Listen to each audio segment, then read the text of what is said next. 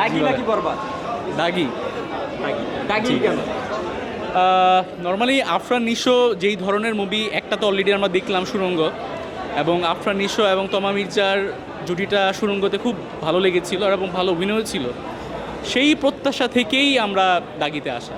ভালো কি নাকি খারাপ হবে এটা আমরা এখনও জানি না।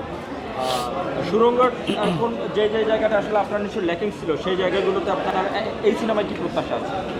ডেফিনেটলি আমাদের থেকে প্রত্যাশা থাকবে, সবসময় বেশি থাকবে। তাদের ল্যাকিংসটা তারা অলরেডি তারা জানে এখন, সো তারাও তাদের বেস্টটা দেওয়ার ট্রাই করবে। সো আমরা দেখি, দেখার পরে পুরোপুরো রিভিউ তখন দিতে পারবো আমরা। ট্রেলার দেখেছেন নিশ্চয়ই, জি, ট্রেলার জি। দেখে আসলে প্রত্যাশা থাকে। ট্রেলার দেখে আমার কাছে মনে হয়েছে ট্রেলার দেখার পরে যে কিছু টুইস্ট আমরা পাবো, যেটা হয়তো বা ট্রেলার দেখে আমরা সেটাকে প্রেডিক্ট করতে পারবো না। এখন দেখা যাক সেই টুইস্টটা আদৌ কতটুকু পাবো আমরা।